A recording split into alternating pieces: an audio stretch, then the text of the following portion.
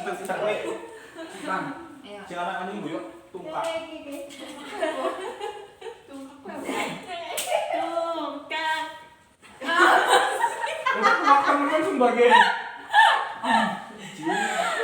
Sudah semakin malam teman-teman, kita belum belajar wawancara.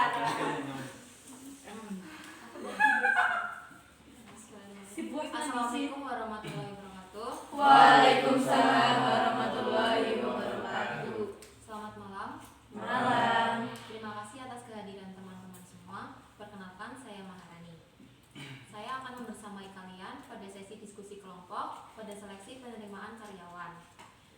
Di hadapan teman-teman telah dibagikan kasus yang akan dibahas dalam diskusi kelompok ini. Saya akan menjelaskan aturan selama diskusi kelompok berjalan. Diskusi akan berlangsung selama 35 menit yang terbagi dalam 2 sesi, yaitu yang pertama silakan membaca kasus selama 10 menit dan diperbolehkan menggunakan coretan pada kertas kosong yang telah disediakan. Selanjutnya dipersilakan untuk diskusi selama 25 menit. Teman-teman memiliki hak yang sama dalam berpendapat dan berpartisipasi aktif. Untuk mekanisme jalannya diskusi, saya serahkan kepada teman-teman. Lembar jawaban dan soal dikumpulkan kembali setelah diskusi selesai. Apakah ada pertanyaan? Tidak.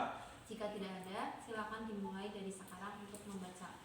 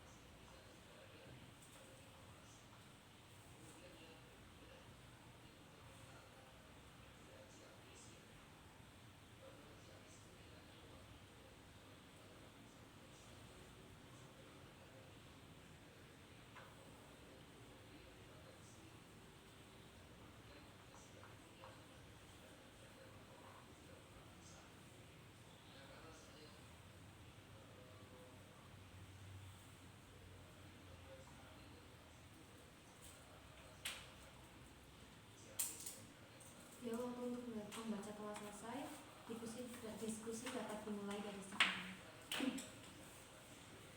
Baik, mungkin dari dari berbagai masalah yang terjadi di karyawan Indomaret tuh banyak, baik itu dari pelayanan pada pelanggan sampai masalah pada produk yang ada dan ditawarin di Indomaret. Nah, menurut saya dari banyaknya masalah yang ada, mungkin karyawan itu perlu adanya pembinaan dan training secara berkala untuk meningkatkan kinerjanya seperti itu. Dan juga apabila adanya sikap yang tidak baik yang diberikan pelanggan itu, mungkin konsumen bisa melakukan adanya tindak pengaduan. Kan biasanya di Indomaret tuh ada kan, kalau misal karyawannya perlakuannya nggak baik atau misal ada apa kayak itu kan bisa melakukan pengaduan seperti itu. Izin. Oke, tadi yang disampaikan oleh mbaknya itu melakukan training kepada karyawan. Itu untuk seluruh karyawan Indomaret se-Indonesia atau hanya beberapa seperti kasus intinya untuk karyawan yang tidak melakukan SOP atau seluruh Indonesia seperti itu? Ya mungkin kalau menurut saya itu semua ya. Mungkin setiap toko itu bisa melakukan itu gitu kan. Setiap toko juga ada kepala tokonya kan. Mungkin bisa ditanamkan gitu loh supaya tidak adanya hal yang berbeda. Ya, seperti itu. Izin.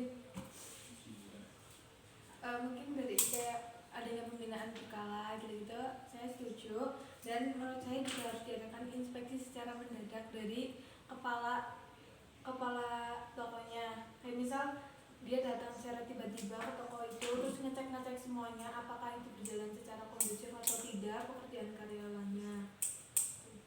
Ini menambahkannya. Tadi yang inspeksi dadakan itu menurut saya sudah bagus, tapi mungkin kalau misalnya kepala tokonya yang datang itu karyawan jadi image gitu loh. Mungkin bisa diserahkan, mestinya ada orang suruhan dari tokonya itu. Sebentar, saya ingin berbicara dulu ya teman-teman. Mungkin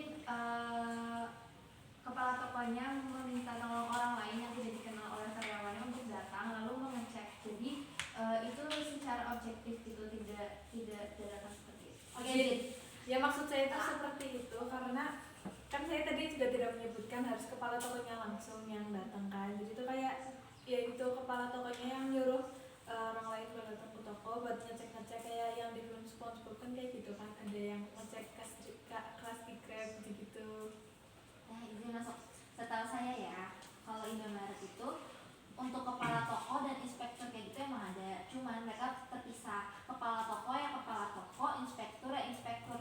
Jadi kepala toko pun mau inspekturnya itu datang kapanpun, mau pagi, mau siang, mau sore, mau malam, kepala toko itu tidak tahu. Jadi mereka akan melakukan pengecekan secara berkala dengan konsep yang dadak gitu. Entah, harusnya kan sekarang Indomaret tuh bukanya pagi kan ya, kayak misalkan jam 7 atau jam 8 udah buka ya. Terus tiba-tiba toko tuh belum buka, padahal inspektornya tuh udah datang. Itu kan juga suatu penilaian bagi inspektor kan. Bisa sih. Izin, tapi biasanya inspektur nggak datang pagi. Biasanya mungkin bukan datang nunggu, tapi kayak lewat di depan tokonya, kayak masih tutup gitu. Izin tanya juga ya, kan tadi kamu udah sedikit tahu tentang Indomaret gitu. Kalau Indomaret itu biasanya pengecek kayak tadi yang update harga atau misal banyak item yang dibiarkan kosong dan sebagainya, itu biasanya ada perubahan itu misal sebulan sekali atau biasanya ada briefing sebelum ada perubahan harga atau bagaimana? Oh iya, ini sepengetahuan saya ya. Waktu itu kan saya ke Indomaret, soalnya saya sempat datang ke Indomaret, terus saya belanja, terus tiba-tiba harga di bandrol itu sama harga di kaset tuh beda. Saya tanya ke mbaknya, mbak ini kenapa beda? Terus kata mbaknya, iya mbak, kami belum melakukan revisi karena harganya baru ganti. Terus kata dia, harga itu biasa diganti itu sekitar seminggu sekali, tergantung perubahan dari pusat. Jadi juga mereka kan harus mengganti harga-harga itu secara berkala kan. Mungkin entah posisinya mereka toko rame keteteran atau misalkan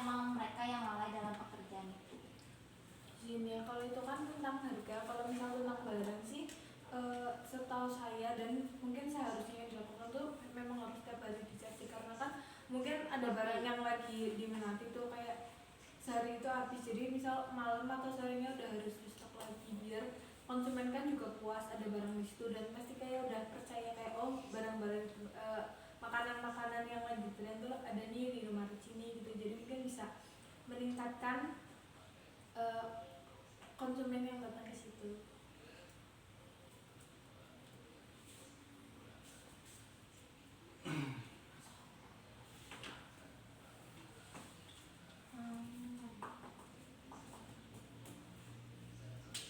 Terus menurut saya posisi kasir yang bisa digantikan oleh pramuniaga itu menurut saya boleh-boleh aja, soalnya kan kadang kan emang ada karena entah itu lagi restock barang atau apa yang atau mungkin lagi banyak banget pengunjung dan pasti karyawan di Indomaret kan nggak banyak ya, mungkin ada yang lagi restock makanan barang-barang, mungkin lagi ganti-ganti price tag gitu-gitu. Nah itu menurut saya wajar-wajar aja sih kalau misalnya posisi kasirnya diganti sama pramuniaga asal jelas ada datanya di komputer kan. Terus menurut saya yang fatal itu tentang kalau kadaluarsa pada barang-barang, karena takutnya kan ada biasanya ada mungkin orang yang lebih tua mungkin nggak gitu merhatiin tanggal kadaluarsa, entah itu nggak kelihatan atau misal emang orang yang kurang teliti. Nah, itu bayangin kalau misal dimakan sama anak-anak yang juga nggak bisa baca, itu kan takut merugikan banget loh bagi fisik. Iya, gimana makan juga ya, hal-hal seperti itu kan pasti jelas sangat merugikan ya. Iya. Dan juga ini kan juga ada ketidaksesuaian harga promo. Misal di tulisan tuh masih promo, kan kita juga mikirnya oh aku mau belanja ini karena mau irit gitu kan. Kayak ternyata waktu udah sampai di kasir, loh kok harganya tiba-tiba berubah. Itu kan jelas sangat merugikan ya, yang kita awalnya mau irit, mau kayak meminimalisir pengeluaran gitu. Jadi saya rasa hal-hal seperti itu perlu ditindak lebih lanjut sih supaya tidak. Tadi kan ngebahas tanggal kadaluarsa ya. Selain diperhatikan juga tanggal setiap hari, lebih baik posisi kasir itu, yang kan posisi kasir yang bertugas lebih ini dong, lebih banyak interaksi dengan konsumen kan, karena kan dia bayar. Pas saat konsumen mau bayar, kasir tuh harus mengecek tanggal kadaluarsa, terutama untuk roti. Kayak sehari roti itu kan cuma 3 hari 4 hari ya. Pokoknya posisi kasir tuh harus kayak ngomong, Bu ini kadaluarsanya tanggal sekian ya, 2 hari lagi, Ibu mau jadi beli enggak, harus dipertanyakan sih. Karena kan yang tadi disebutin sama Mbak Ella, orang lansia kan belum tentu teliti akan hal itu. Terus anak kecil, kalau anak kecil kan ya dikasih tahu gimana caranya biar anaknya itu paham. Dan kalau anak kecil pun biasanya kan langsung dimakan ya, kecuali lansia kan biasanya besok lagi atau entah buat cucunya segala macam, itu seperti itu. Izin menanggapi dari pendapatnya Indra tentang ketidaksesuaian harga promo, ya saya setuju, dan itu juga dapat menyebabkan hilangnya kepercayaan konsumen terhadap toko tersebut, karena mereka sudah amat sangat percaya bahwa toko tersebut ada harga promo sehingga irit, dan ketika mereka membeli ternyata harga promo itu udah hangus atau misal kasirnya sendiri malah bingung atau karyawannya bilang nggak ada, itu kan pasti kecewa dan kayak udah kapok, kayak kalau ada promo tuh kayak udah nggak percaya lagi gitu loh. Maksud juga ya terkait yang tadi Nadia sampaikan itu kan tanggal kadaluarsa itu. Kalau menurut saya itu kan kayak mereka para karyawan sebelum masuk Indomaret itu kan pasti kan banyak yang itu ya, yang kayak kayak apa sih namanya, pengen banget itu kan, kayak kebanyakan masyarakat tuh kayak lihat karyawan Indomaret atau Alfamart itu pasti kayak mudah gitu kan. Terus juga kayak saya lihat juga akhir-akhir ini juga banyak mungkin kayak mahasiswa yang baru lulus atau anak-anak SMA yang baru lulus itu kayak mereka bingung mau nyari kerjaan apa, terus kayak nyari yang mudah menjadi karyawan Indomaret. Dan mereka sebelum masuk juga pasti kan ada kayak wawancaranya gitu kan, terkait barang menjadi kasir itu seperti apa tata caranya. Dan untuk kayak tanggal kadaluarsa ini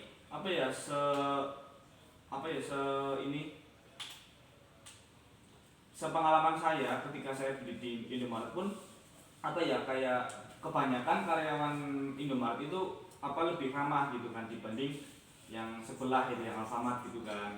karena apa ya, terkadang juga saya waktu itu juga pernah beli kayak di tempat tuh kayak beli sari roti gitu, pasti kayak sebelum dimasukkan ke apa namanya, masukkan ke ini di scan. titit gitu, Scan. scan ya, dimasukkan ke scan itu kan pasti dibilangin kayak, mas ini kadaluarsanya 2 hari lagi ya, kadaluarsanya 2 hari lagi ya gitu kan, pasti dibilangin gitu. Terus juga untuk kayak struk belanja itu kan terkadang mungkin dari kertasnya yang udah habis, atau mungkin dari mas-masnya yang lalai atau mbak-mbaknya yang lalai. Menurut saya itu harus ditindaklanjuti gitu kan, untuk karyawan-karyawan yang terkadang malas untuk mengeluarkan struk kepada konsumennya seperti itu. Izin menanggapi lagi ya, tadi setuju dengan yang dikatakan Nadia dan Mas Hanif. Kalau misal sebelum masuk karyawan itu mungkin ada trainingnya untuk menjadi karyawan, dan pasti ada SOP-nya dari mulai konsumen itu masuk, maksudnya dibilang selamat datang di Indomaret, selamat belanja kayak gitu. Terus kalau misal lagi di kasir itu ada SOP-nya sendiri, misal dibilang sudah belanjanya atau bagaimana. Terus kalau misalnya ada yang kurang atau kayak ada sedotan yang kurang nanti diambilkan, atau misal kalau beli roti berarti harus SOP-nya harus ngasih tahu kadaluarsanya, atau kalau barang-barang yang promo seperti kalau belanja minimal 50.000 itu dapat bonus barang seharga segini tuh kayaknya sudah ada SOP-nya. Berarti yang salah di sini menurut saya karyawannya, karena tidak melakukan SOP. Dan mungkin di Indomaret itu kan ada ada CCTV atau apa yang bisa mengecek karyawannya gitu. Kalau menurut pendapat teman-teman yang lain bagaimana?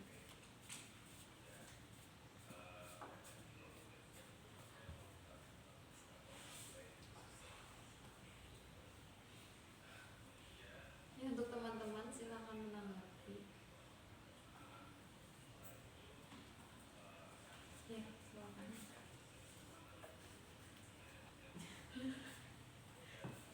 Mungkin gini ya, menurut teman-teman semua kayak karyawan yang kita sebagai konsumen lihat di Indomaret itu sebenarnya job desk-nya apa gitu?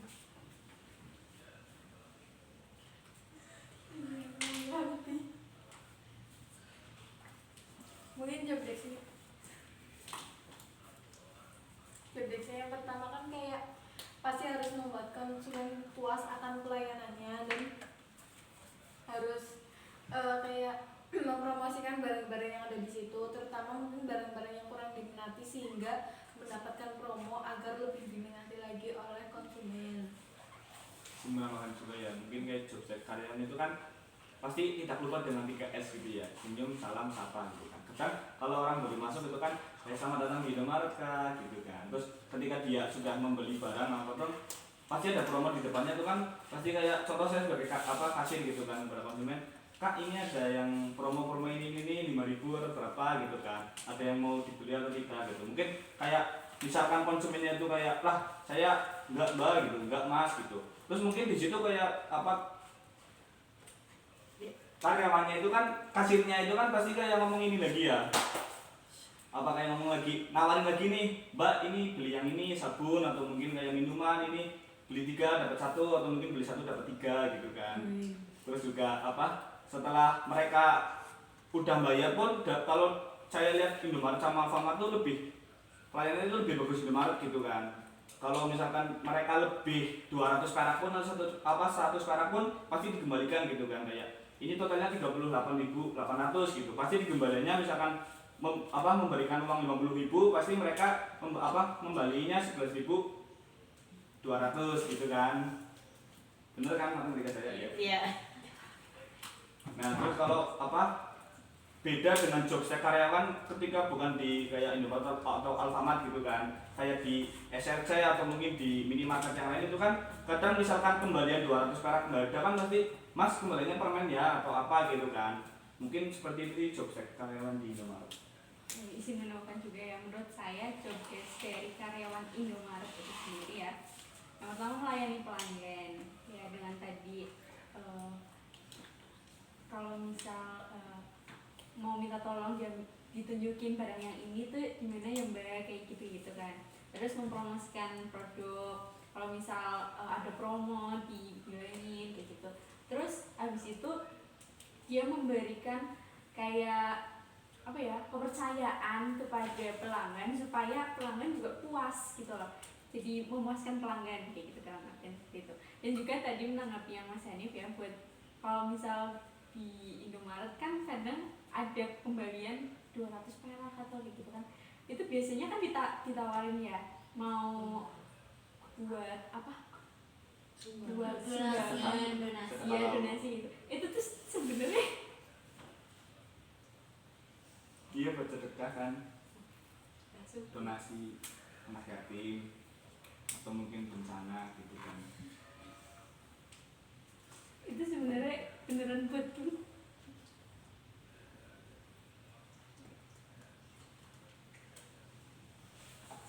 Ya mungkin kalau misalnya yang sedekah itu harusnya ada rekapannya ya, karena pelanggan itu istilahnya hanya bisa mendonasikan tapi tidak tahu kemananya kayak gitu. Mungkin sebenarnya di belakang itu ya, di belakang kasir menawarkan donasi itu ada rekapan. Tapi kita misalnya sebagai pelanggan ya, kalau misalnya ikhlas, menurut saya ya nanti terserah pada pengguna Indomaretnya. Dia pengguna. Ini mau koreksi ya, tapi biasanya di belakang kasir itu rokok. Mohon maaf, maksudnya gimana ya Mbak Ella? Kan di belakang kasir kan biasanya Iya, biasanya ada rokok. etalase rokok atau misalnya kosmetik gitu, terus? bukan rekapan. Maksudnya itu yang itu loh, kayak donasi kan, misalkan ini 200-nya boleh buat donasi atau tidak gitu kan. Kadang kan ada orang, oh iya boleh gitu kan. Nah, maksudnya itu rekapan bulanan gitu loh dari karyawannya. Misalkan ini dari penjualan sekitar 1 bulan ini dapat berapa, misalkan dapat 300 konsumen gitu. Dan nanti di situ berapa yang kembali itu kan pasti masuk rekapan gitu, bukan di belakang ininya orangnya gitu, Mbak Ella. Iya. Izin ya.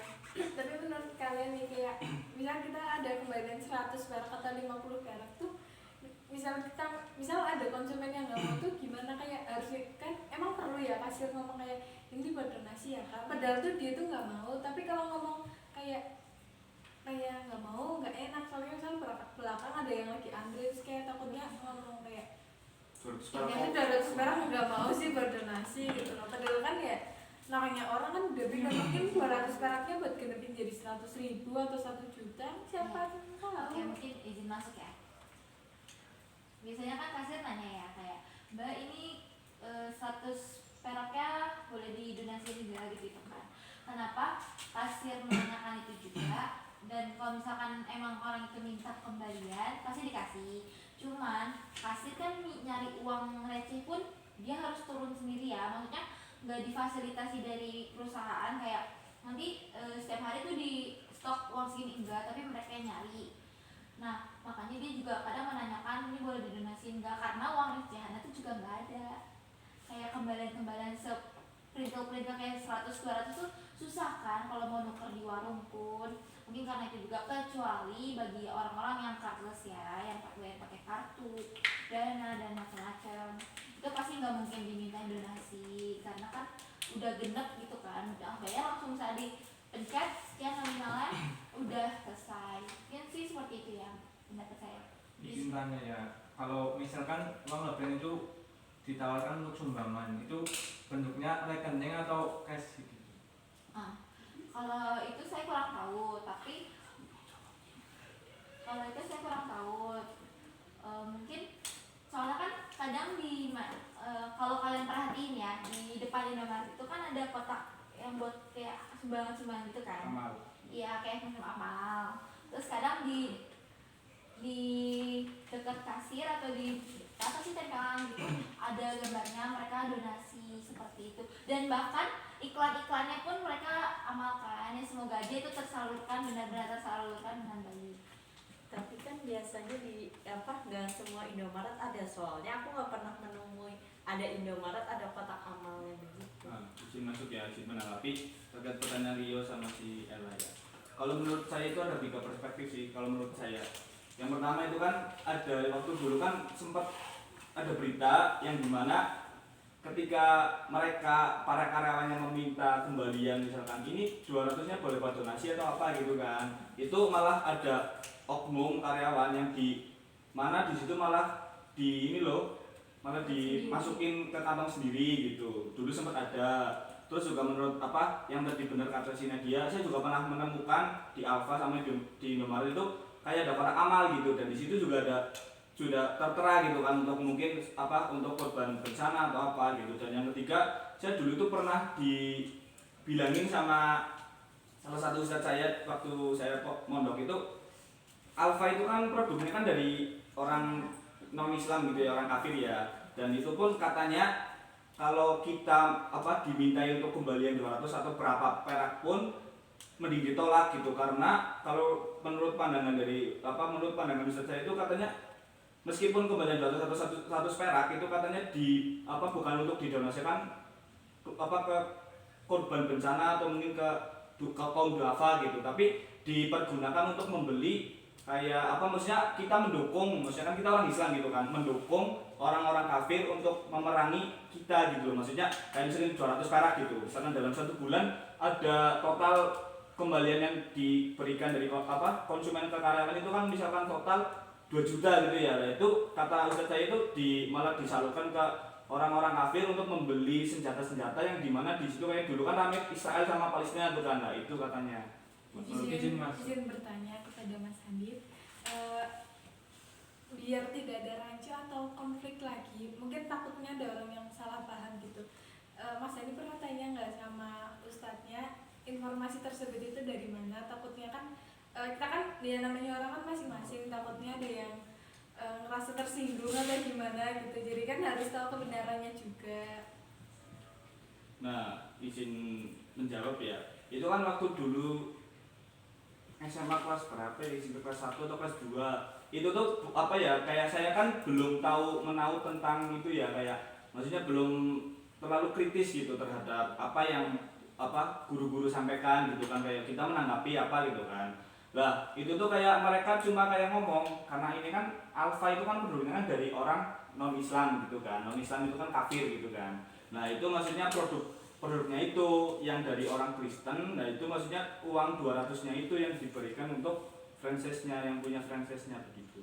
Kalau menurut pandangan saya, tapi saya tidak langsung tanya ini apakah benar ada buktinya gitu, karena dulu saya belum terlalu kritis terhadap apa yang Ustadz sampaikan kepada saya seperti itu.